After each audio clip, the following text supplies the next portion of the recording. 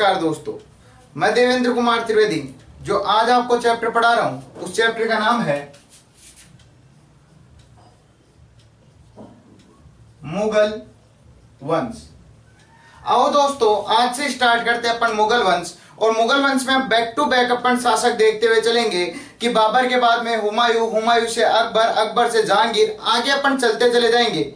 लेकिन पहले अपन एक एक शासक को पढ़ते हुए चलते हैं कि किस शासक के द्वारा क्या क्या काम किया गया, मुगल वंश की स्थापना कैसे हुई, किसके द्वारा की गई और किस प्रकार से की गई। तो दोस्तों, मुगल वंश में जो सबसे पहले शासक अपन पढ़ने वाले हैं उस शासक का नाम रहेगा बाबर। आओ दोस्तों, आज पढ़ते हैं बाबर के बारे में कि बाबर क्या था और इसके द्वारा क्या क्या काम किए गए। और इसके लिए याद करते हैं एक ट्रिक याद करना सबसे आसान चीज। जो भी शासक अपन याद करेंगे उसके नाम से ही ट्रिक स्टार्ट होगी। वो अपने को ओवरऑल पता है कि जो भी शासक अपन याद करेंगे उसके नाम से ही ट्रिक स्टार्ट होगी। बाबर याद करने जा रहे हैं तो बा से ही ट्रिक स्टार्ट होगी। देखो दोस्तों, ट्रिक क्या कहती है? बाज, यूसुफ व तैमूर की तरह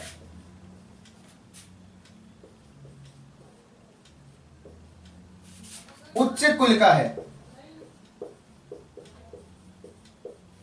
देखो दोस्तों, एक पक्षी होता है जिसका नाम होता है बाज। क्लियर? ये बाज कोई एरा गेरा नहीं होता, कोई चिड़िया हो या कुछ भी हो। ये उच्च कुल का होता है। किसकी तरह? यूसुफ की तरह। यूसुफ आपको वैसे यूसुफ पठान के नाम से याद हो जाएगा और तैमूर तैमूर लंग के नाम से याद हो जाएगा। तो ये इनकी तरह उच्च कुल का होता है। ऐसा नहीं है कि छोटे मोटे कुल का होता हो। तो अपन ने तो खासियत बताई है बाज की कि बाज कैसा होता है, यूसुफ व तैमूर की तरह उच्च कुल का होता है। अपन ने तो खासियत बताई दोस्तों, बाज कैसा होता है, यूसुफ और तैमूर की तरह उच्च कुल का होता है। और दोस्तों, बाप और बाबर और बासी ट्रिक स्टार्ट होती है बाप और बाज, और ये होता है कंप्लीट बाबर। कैसे होता है आओ देखते हैं।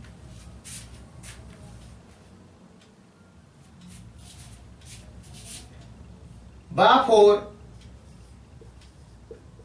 बाबर।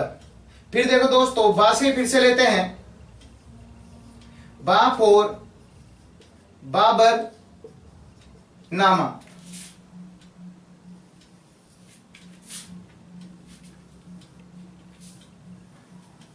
नेक्स्ट देखो दोस्तों, जय फॉर जन। नेक्स्ट यू फॉर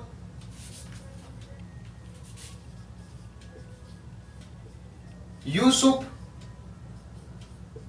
जाई जाति।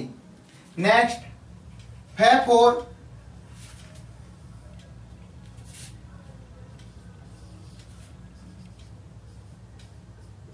फरगना। नेक्स्ट यहां से तेपोर तैमूर।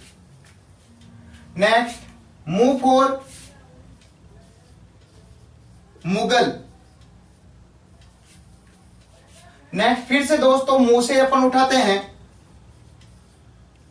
मू फॉर मुबैयान शैली और पद शैली। ये दो अलग अलग हैं दोस्तों, ध्यान रखना। नेक्स्ट ऊ फॉर उमर शेख मिर्जा। नेक्स्ट च फॉर चंगेज खां। नेक्स्ट कू फॉर कुतलुग निगार खां। का फॉर काबुल। नेक्स्ट है फॉर हुमायूं। और देखो दोस्तों, दो आपको वैसे याद करने हैं, ट्रिक में नहीं है, फिर भी आपको याद करने पड़ेंगे। मृत्यु और गज ए बाबरी। लो आओ दोस्तों, अब देखते हैं इनकी डिटेल कि इनसे क्या क्या क्वेश्चन उठ सकते हैं। बस दोस्तों आपको एक ये पता होना चाहिए कि अपन बाबर याद कर रहे हैं। अगर बाबर याद कर रहे हैं तो बा से ही ट्रिक स्टार्ट होगी, और बा से ट्रिक स्टार्ट करते हैं। बाज यूसुफ व तैमूर की तरह उच्च कुल का है। और आपको यह पता होना चाहिए कि कहां कहां से अपन ने कौन कौन से वर्ड उठाए हैं। सबसे पहले देखो दोस्तों, बा फॉर बाबर, ये बाबर जिसको अपन पढ़ रहे हैं यानी स्वयं। नेक्स्ट क्वेश्चन आपसे पूछा जाएगा, बाबर का शासनकाल कब से कब तक रहा था? तो इसका शासनकाल रहा था 1526 से 1530 तक। क्लियर? तो आपको यह पता होना चाहिए, अपन बाबर पढ़ रहे हैं, बाबर का शासनकाल 1526 से 1530 तक रहा था। नेक्स्ट, बा फॉर बाबरनामा, इस बाबर के द्वारा ही तुर्की भाषा में, ध्यान रखना दोस्तों, तुर्की भाषा में अपनी आत्मकथा लिखी गई थी जिसे बाबरनामा कहा गया था। लेकिन बाद में जिसको अब्दुल रहीम खान खाना के द्वारा फारसी भाषा में ट्रांसलेट कर दिया गया था। तो देखो दोस्तों, आपसे प्रश्न किया जाएगा, बाबरनामा किसके द्वारा लिखा गया? बाबर के द्वारा। नेक्स्ट क्वेश्चन, बाबरनामा किस भाषा में लिखा गया था? तुर्की भाषा। नेक्स्ट, ये बाबरनामा क्या था? ये बाबर की आत्मकथा थी। वेरी मोस्टेड क्वेश्चन पूछा जाएगा, बाबरनामा का फारसी अनुवाद किसके द्वारा किया गया था? अब्दुल रहीम खान खाना के द्वारा इसका फारसी अनुवाद किया गया था। नेक्स्ट क्वेश्चन आता है, बाबर का जन्म। बाबर का जन्म कब हुआ? तो बाबर का जन्म हुआ था 1483 में फरगना में। आपसे प्रश्न किया जाएगा, बाबर का जन्म कब हुआ? 1483 में फरगना में इसका जन्म हुआ था।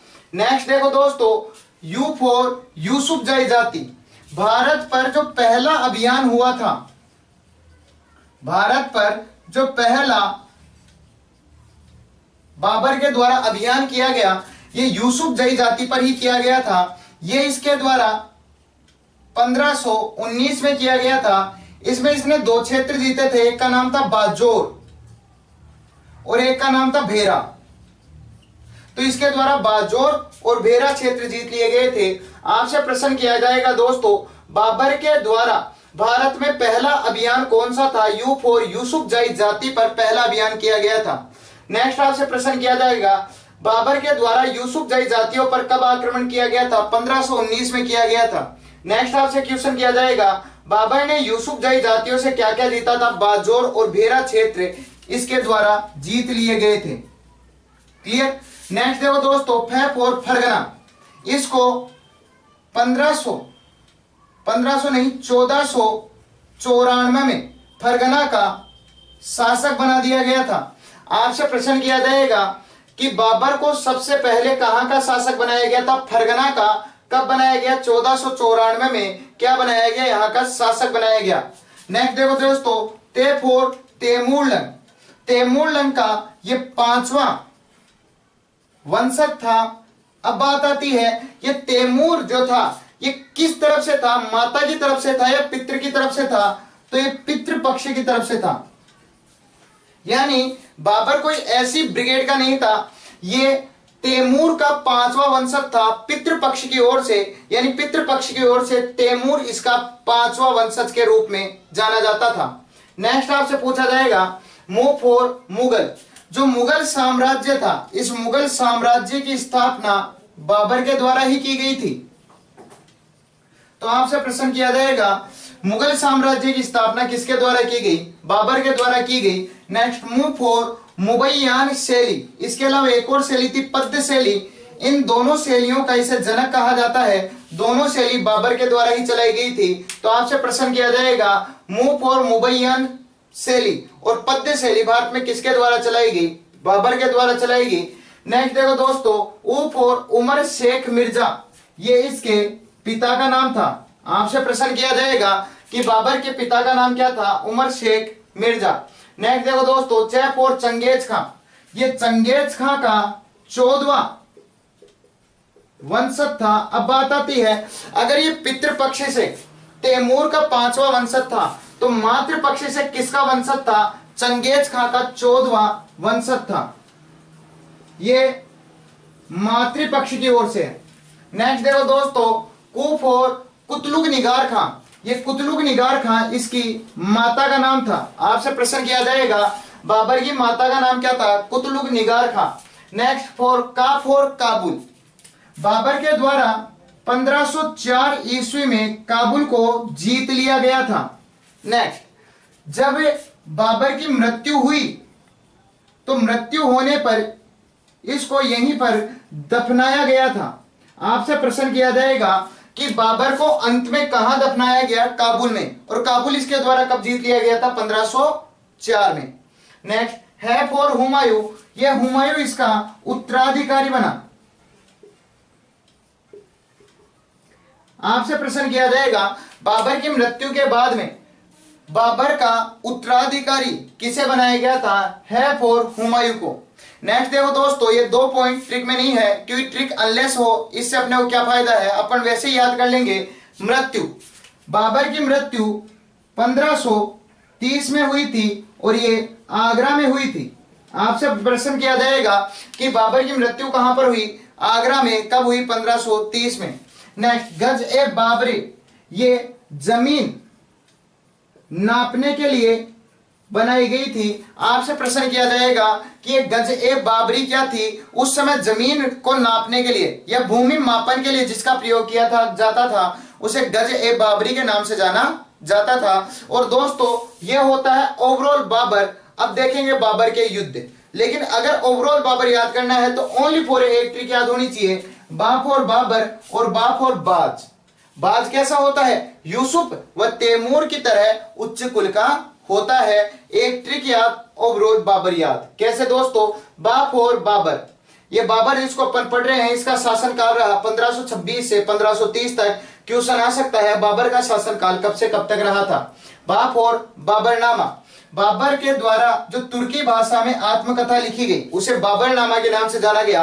आपसे प्रश्न किया जा सकता है बाबरनामा क्या था? किसके द्वारा लिखा गया? किस भाषा में लिखा गया? वेरी मोस्टेड, इस बाबरनामा का अब्दुल रहीम खान खाना के द्वारा फारसी भाषा में ट्रांसलेट कर दिया गया था। आपसे प्रश्न किया जाएगा बाबरनामा का फारसी भाषा में ट्रांसलेशन किसके द्वारा किया गया था? अब्दुल रहीम खान खाना के द्वारा। जय फॉर जन्म। बाबर का जन्म फरगना में 1483 में हुआ। आपसे प्रश्न किया जा सकता है बाबर का जन्म कब और कहां पर हुआ? यू फॉर यूसुफ जई जाति। भारत में पहला जो अभियान रहा था बाबर का वो इन यूसुफ जई जातियों पर ही रहा था। इसके द्वारा 1519 में यूसुफ जई जातियों पर आक्रमण किया गया था और इनसे बाजौर और भेरा क्षेत्र जीत लिए गए थे। आपसे प्रश्न किया जा सकता है भारत में बाबर का पहला अभियान कौन सा था? किन के प्रति था? कब था? और कौन से क्षेत्र जीते गए? नेक्स्ट आता है फै फॉर फरगना। सबसे पहले 1494 में बाबर को फरगना का ही शासक बनाया गया था। आपसे प्रश्न किया जा सकता है बाबर सबसे पहले कहां का शासक बना और कब बना? नेक्स्ट आता है ते फॉर तैमूर। यह तैमूर का 5वां वंशज था। आपसे प्रश्न किया जा सकता है कि बाबर पितृपक्ष की ओर से किसका वंशज माना गया था? तैमूर का। नेक्स्ट, मूव फॉर मुगल साम्राज्य। भारत में मुगल साम्राज्य की स्थापना 1526 में बाबर के द्वारा ही की गई थी। नेक्स्ट, मूव फॉर मुबैयान शैली, इसके साथ पद्य शैली। ये दोनों ऐसी शैली हैं जो भारत में पहली बार बाबर के द्वारा चलाई गई थी। आपसे प्रश्न किया जा सकता है कि इन दो शैली का जनक भारत में किसे माना जाता है?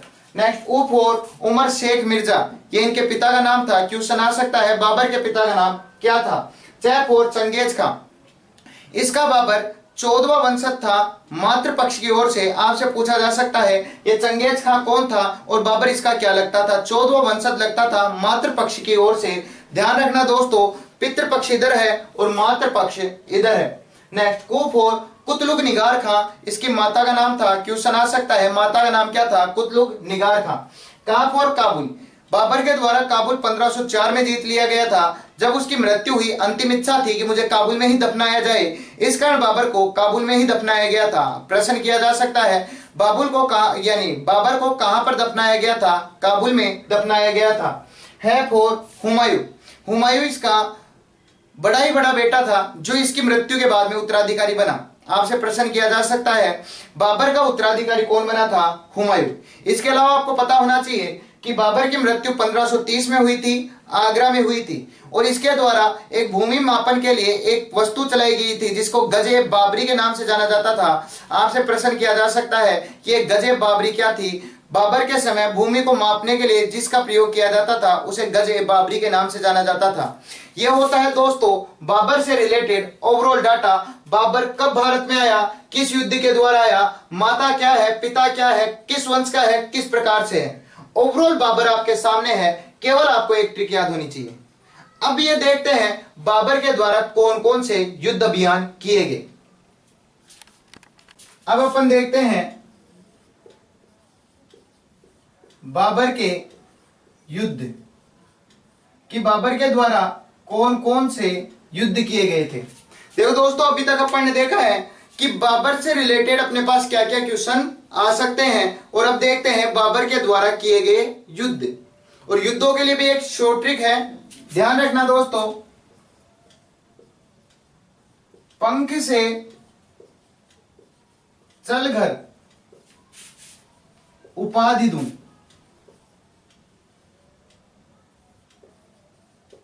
देखो दोस्तों, एक बंदे को अपन ने कहा कि अगर तेरे को मेरे घर चलना है तो पंखों से चल, अगर तू पंखों से चलेगा तो मैं तुझे उपाधि दूंगा। देखो दोस्तों, एक बंदे को अपन ने कहा कि अगर मेरे घर चलना है तो पंख की मदद से चल, अगर तू पंख की मदद से मेरे घर पर चलता है तो तुझे मैं उपाधि दूंगा। और देखो दोस्तों, ट्रिक बनती है पंख से चल घर उपाधि दूं, पंख से चल घर उपाधि दूं। ट्रिक बनती है पंख से चल घर उपाधि दूं। और देखो दोस्तों, यह होता है कंप्लीट बाबर के द्वारा किए गए सारे के सारे युद्ध। सबसे पहले जो युद्ध हुआ था उसका नाम था पानीपत का युद्ध, पानीपत का प्रथम युद्ध। ये जो पानीपत का प्रथम युद्ध हुआ था, यह हुआ था इब्राहिम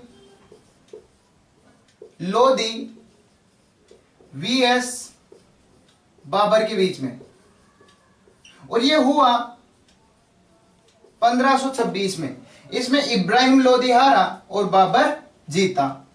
अब देखो दोस्तों, यहां से क्या क्या मोस्ट क्वेश्चन आ सकते हैं। पहला, इस युद्ध में बाबर के द्वारा पहली बार तोपखाने का प्रयोग किया गया था। नेक्स्ट, इसी युद्ध में बाबर के द्वारा पहली बार तुलगुमा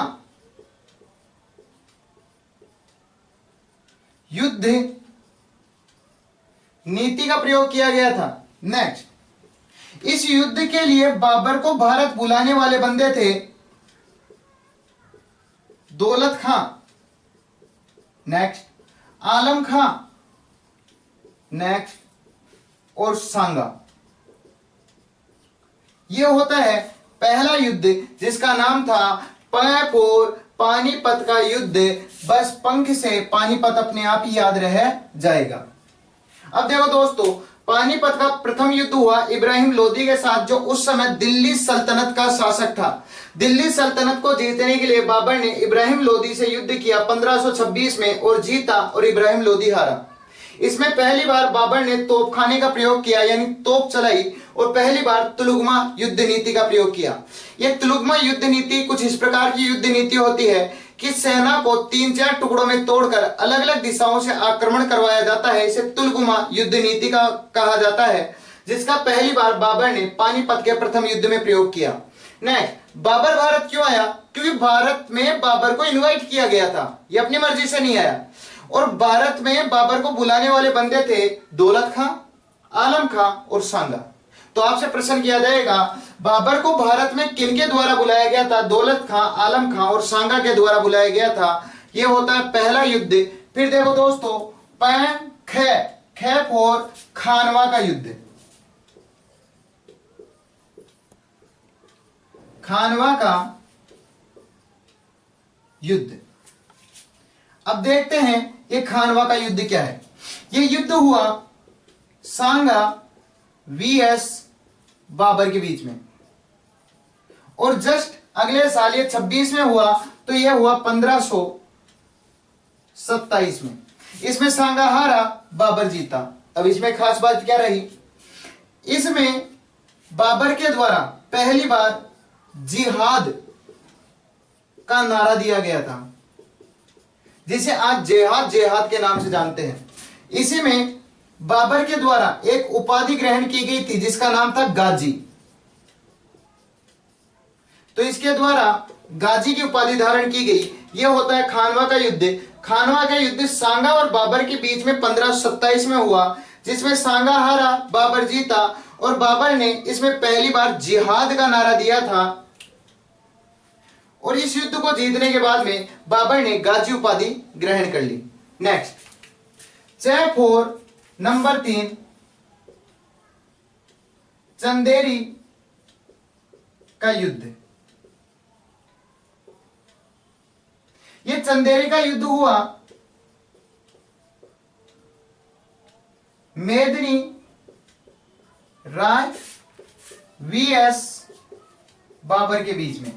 जस्ट 1527 में हुआ, जस्ट अगले साल हुआ, यानी 1528 में। इसमें मेदिनी राय हारा और बाबर जीता।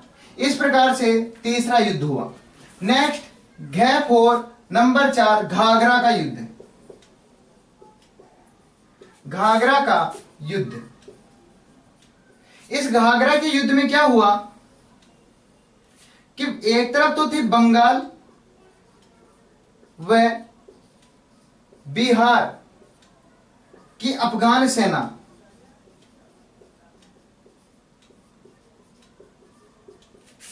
और दूसरी तरफ था बाबर। इसमें जस्ट ये अगले साल हुआ, 1528 में यह हुआ, तो 1529 में यह हुआ। इसमें अफगान सेना ओवरऑल पूरी की पूरी हारी और बाबर इसमें जीता। इस प्रकार से यह 14वां युद्ध समाप्त हुआ। इसके बाद में बाबर ने कोई युद्ध नहीं लड़ा, क्योंकि जस्ट अगले साल 1530 में बाबर की मृत्यु हो गई थी आगरा में। नेक्स्ट आती है उपाधि। बाबर ने कौन कौन सी उपाधि ली थी, तो बाबर ने पहली उपाधि ली थी मिर्जा। ये मिर्जा की उपाधि कुछ ही नहीं थी, ये पैतृक रूप से इसे प्राप्त हुई थी। लेकिन दूसरी उपाधि से दी गई थी कलंदर की। ये कलंदर की उपाधि इसकी उदारता के कारण दी गई थी। आपसे क्वेश्चन पूछा जाएगा, कलंदर की उपाधि किस मुगल सम्राट को दी गई थी? कलंदर की उपाधि केवल बाबर मुगल सम्राट को दी गई थी, इसकी उदारता देखते हुए। देखो दोस्तों, फिर से देखते हैं बाबर के युद्ध। बाबर ने वैसे तो युद्ध बहुत किए, लेकिन मोस्टेड रूप से जिन्होंने इतिहास रचा और मुगल साम्राज्य की नींव भारत में रखी, वो ये 4 युद्ध थे। इसके लिए केवल एक ट्रिक याद करेंगे, पंख से चल घर उपाधि दूं, पैफोर पानीपत का प्रथम युद्ध। यह पानीपत का प्रथम युद्ध इब्राहिम लोदी और बाबर के बीच में 1526 में हुआ, जिसमें बाबर जीता। इसमें बाबर के द्वारा पहली बार तोपखाने का प्रयोग, बाबर के द्वारा पहली बार तुलुगमा युद्ध नीति का प्रयोग किया गया। बाबर को भारत बुलाया था दौलत खां, आलम खां और सांगा के द्वारा। आपसे प्रश्न किया जाएगा, पानीपत का प्रथम किसके बीच में हुआ, कब हुआ, सांगा की बाबर को किसके द्वारा बुलाया गया था, और पानीपत के प्रथम युद्ध की क्या खास बातें थी, किनका प्रयोग पहली बार किया गया था। खैफोर खानवा का युद्ध। यह खानवा का युद्ध सांगा और बाबर के बीच में 1527 में हुआ। इसमें सांगा हारा, बाबर जीता, और बाबर के द्वारा पहली बार इसमें जिहाद का नारा दिया गया। और जैसे ही युद्ध जीता, बाबर ने गाजी की उपाधि धारण की। आपसे प्रश्न किया जाएगा, खानवा का युद्ध किनके बीच में, कब हुआ और इसकी क्या विशेषता रही, और बाबर ने पहली बार क्या किया। जयपुर चंदेरी का युद्ध। चंदेरी का युद्ध मेदिनी राय व बाबर के बीच में हुआ। मेदिनी राय हारा, बाबर जीरा 1528 में। क्लियर। नेक्स्ट, घैफोर घाघरा का युद्ध। बंगाल और बिहार की अफगान सेना एक तरफ थी, बाबर एक तरफ था, और यह घाघरा का युद्ध हुआ 1529 में। इसमें बाबर जीता, अफगान सेना ओवरऑल हारी और ये अंतिम रूप से युद्ध रहा। इसके अलावा बाबर ने कुछ उपाधियां भी धारण की थी, मिर्जा जो पैतृक रूप से दी गई थी, और इसकी उदारता देखते हुए इसे कलंदर की उपाधि दी गई थी। यह है दोस्तों बाबर के द्वारा किए गए मोस्ट ओवरऑल युद्ध। पहली ट्रिक में अपन ने बाबर से रिलेटेड ओवरऑल डाटा समझा, तथा दूसरी ट्रिक में अपन ने बाबर से रिलेटेड सारे अटैक समझे कि किस प्रकार से कौन सा अटैक कब और किस पर किया गया। यह होता है ओवरऑल बाबर आपके सामने। नेक्स्ट वीडियो मैं आपके सामने लेकर प्रस्तुत हूंगा हुमायूं से रिलेटेड। धन्यवाद।